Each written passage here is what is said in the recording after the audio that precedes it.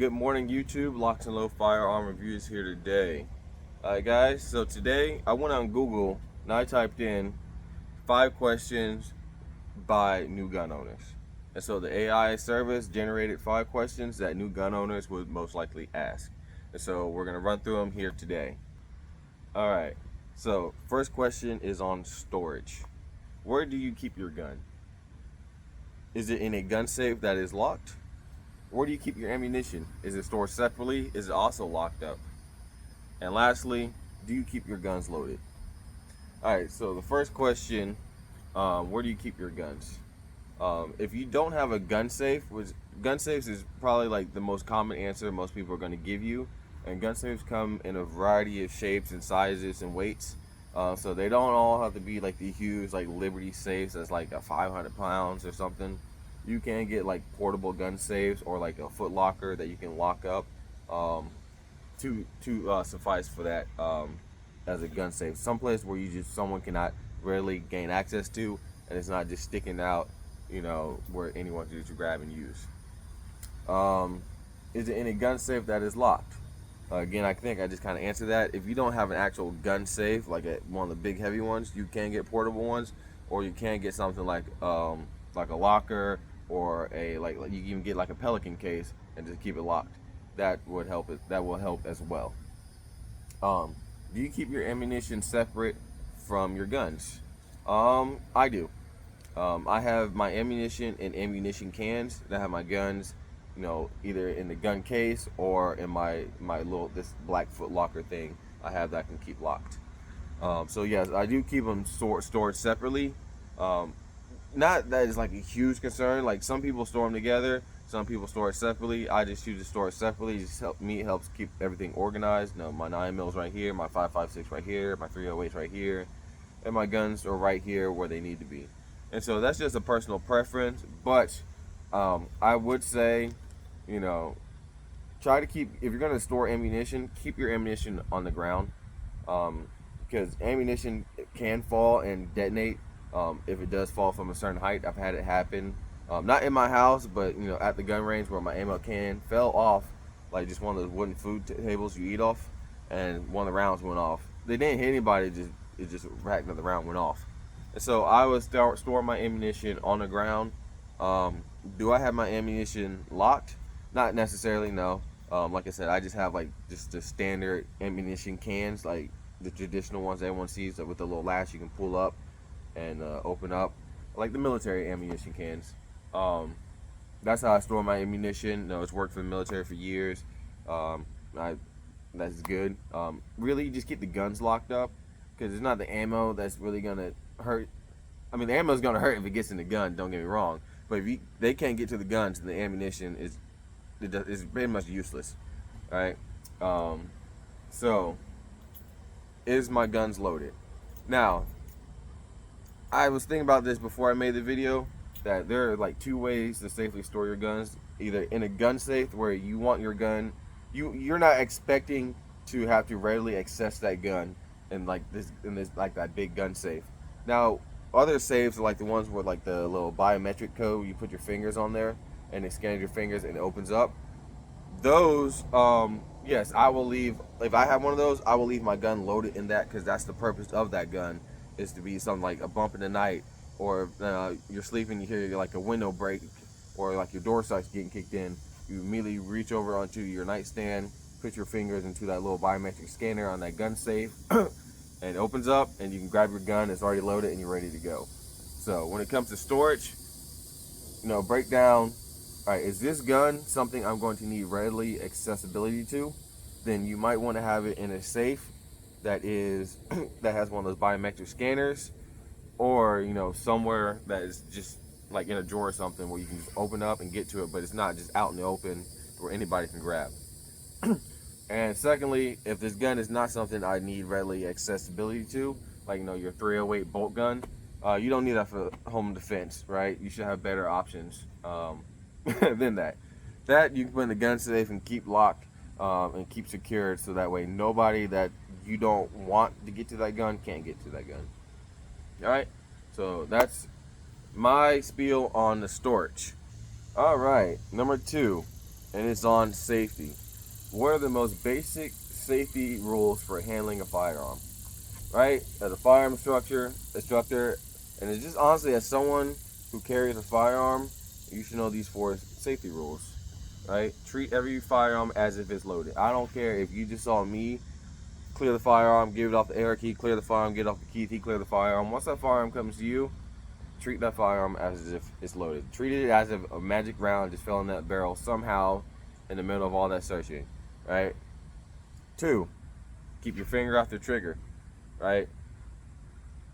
99% of firearm discharges happen because somebody or something somehow pulled that trigger, right? And so if you keep that finger off that trigger, majority of firearm discharges will not happen, right? 3, keep your muzzle pointed in a safe direction, right? So let's say you didn't check, right? You just assumed the firearm was unloaded. Let's say since you thought it was unloaded, you put your finger on the trigger, but if you have that gun pointed in a safe direction and then it goes off, nobody's gonna get hurt, right? You're gonna look stupid. You're gonna feel stupid, which you should be, because again, you violated the 2 other rules that would have prevented this from happening.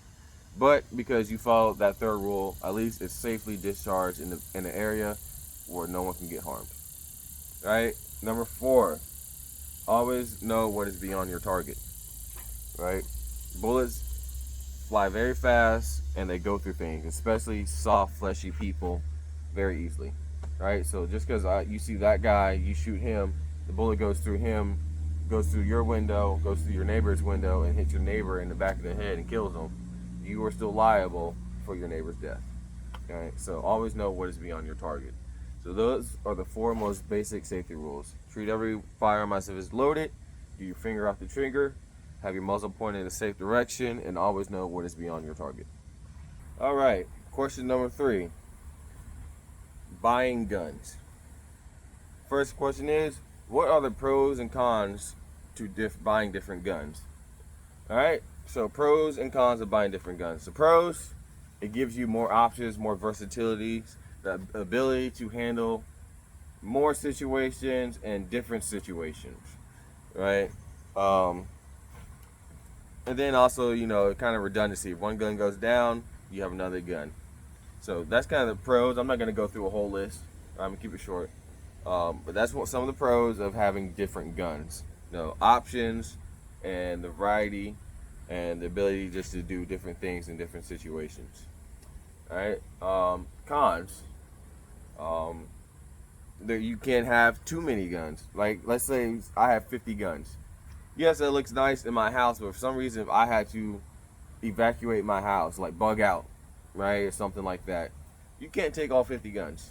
So now you're basically either have to destroy those guns, bury them, and if you really have no plan of coming back, then you're just low-key just destroying them slowly, or you leave them out for somebody else to get to. And so when you have that many guns, yeah, it's good. You can do so many things, but in the grand scheme, you can't use them all. Another con.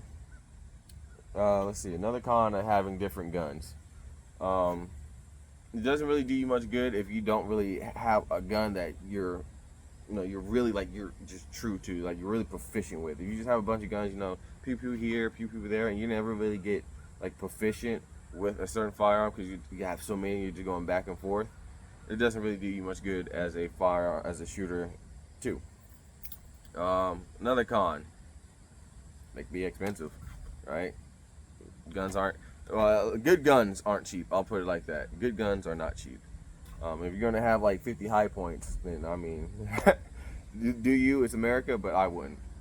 But definitely, I just tell people, you just get like a few guns. One gun to conceal carry with, another gun that you can use as a home defense gun. So in this case, we'll say Glock 43X for your concealed carry. Small, compact, you can carry easily. Let's say something like a Glock 19 or Glock 17, right? That's a gun you can use for home defense, or also you can conceal carry. I would say Glock 19 is a little bit easier.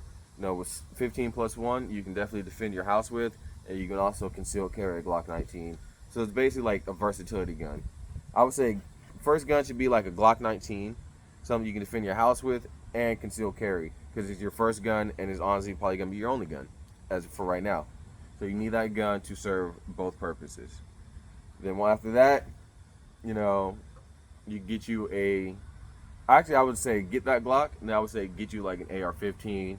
If you're an AK guy, get you an AK, but get you some type of long gun, right? Because you got that Glock that you can use for home defense or concealed carry, so you don't necessarily need another pistol right now. I would say get you an intermediate caliber rifle, 5.56, 7.62 by 39, something readily available in society. All right, once you get that, then I would say you can get you like a concealed carry pistol, because you got those two covered. Right now, you can kind of start delving to certain like specialties. Concealed carry gun. This gun is specifically for concealed carry. Or then you go, hey, I'm gonna get me a scoped carbine so I can specifically engage targets at distance, right? But you don't need 50 guns. I would say really, you can 10 or less. You know, that can really, you can really like just hone in. You know, you can probably really break it down to like maybe, honestly, like 2 guns that you really need. You know, that Glock 19 and that AR-15. Like, once you get those 2 guns and get really proficient with those 2 guns, then you're kind of good. You can delve into the other things because you mastered this. I feel like I went too far off on a tangent, but what was the other question? Oh, permits required. Now this varies, you know, from state to state. So check your local gun laws. But at least here in the state of Florida, you don't know. You just make sure you know you're someone who can own a firearm. It's not like Chicago where you need like that FOI card. No, you can come in with your driver's license, purchase a firearm. They do a background check and everything. Once you pass it, then 3 days after you purchase that gun, you can get that gun and go home with it. If you have a concealed carry license, then you can leave same day with that gun.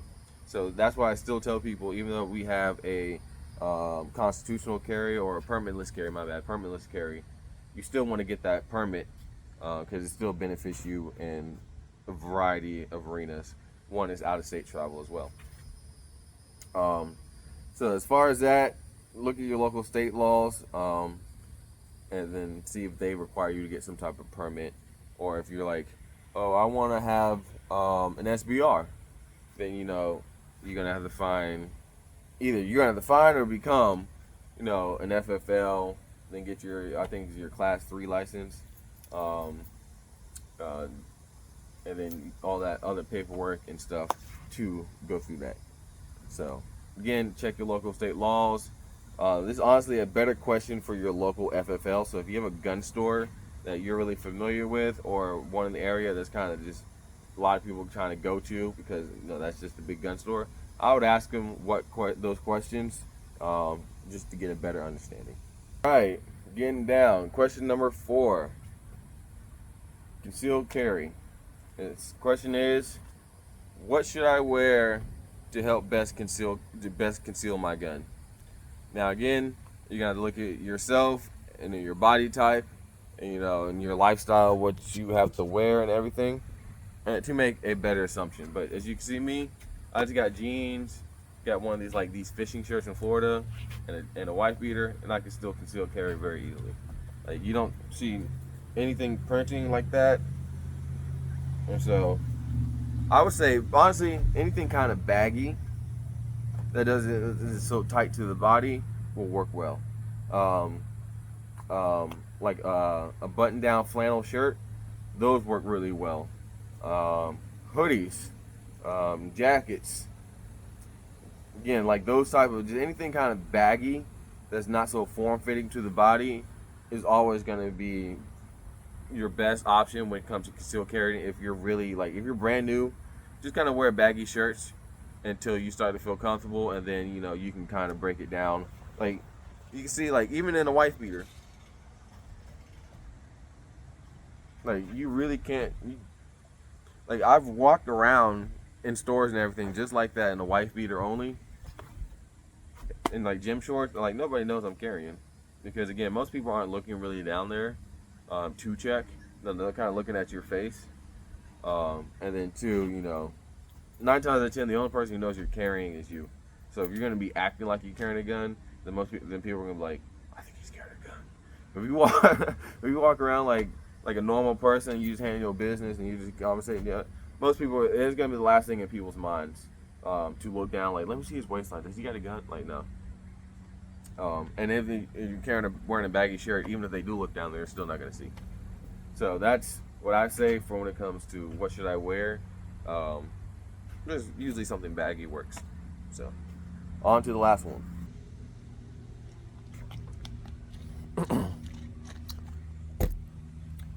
Boy, it's hot. I don't know if you can tell I'm sweating. Alright, last question. And this is titled Other Considerations. And I think it's a good question.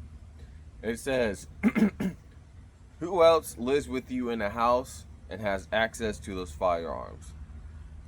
Are there any children or mentally challenged people in the house with you who do not understand the full repercussions of a firearm? I feel like that's a good question. Again, it's really kind of hard to answer because you gotta look at your situation. But yes, sometimes like I'll have my nephew in the house. When that happens, I'm definitely locking my door. I don't want. Not only do I'll put the guns up. Like my guns are mostly put up anyway because I only need 1 or 2 to be readily accessible. I think I got 3 because I got my Glock my Glock 19 with a 33 round stick. I got my 11.5 AR with a suppressor, and I got my Glock 43X. Now the 43X is just loaded because it's my concealed carry gun, so I just take it, the holster and everything, and just put it on the table. But it's still loaded as a backup gun. But it's really my Glock 19 and my AR. So those are the 2 guns I really need out and readily accessible.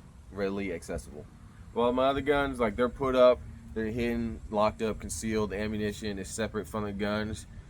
Sometimes I'll even put the guns and the magazines and the ammunition ammunition separate.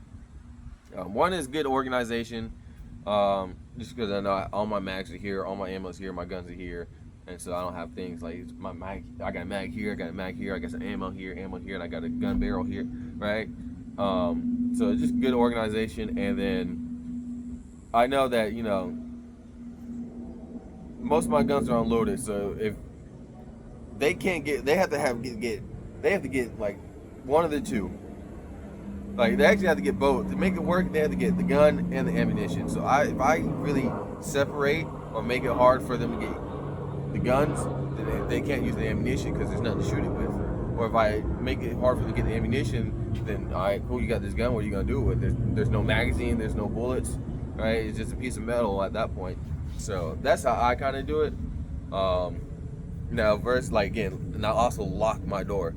I have a key that I can lock it to, and that just so no one can just go up in there like that, especially a child or somebody mentally challenged. But yeah, that's a good question, to look at, because there, we've seen the stories, of a child hurting themselves with a firearm, or somebody who's mentally challenged hurting himself with a firearm because it was not properly stored or is readily accessible to them. So, and again, it's hard to get, but do this, do that. But again, if you are in that situation, then you're going to have to look at that and make those steps. Which is why I always said, like in the beginning with the gun storage, all the guns you don't need readily accessible, put in that gun safe and lock it, right, with the combination code or whatnot. And the guns you do need accessible to, you might have to, like, again, if it's going to be hard to, like, I don't know if they have finger scanners for a rifle. So you might just have to get a pistol and a couple mags and put in that little biometric safe that's right there on your nightstand. So again, no one can get to it but you, because again, it's reading your fingerprints or it's reading a code sequence. Okay. And so it's not just something like a child is going to be able to get into or somebody mentally challenged. So those are my 2 options for that. So again, if you guys like the video, give me a like, comment, subscribe. I might be asking Google more questions because I like the questions they gave me, and how they written it out, and it was the AI service. So we'll see. We might have more Google Google-based content on here because I like the questions. And again, if you guys got questions, please do put them in the comment section. It does help me out because again, I like teaching and training and educating. You know, with the product reviews, you know, I do them, but they're kind of getting redundant. Like everybody's kind of just low-key making the same shit. But besides that, that's a different video. Again, thanks for watching. Always stay educated, stay dangerous. LocsNLoad out.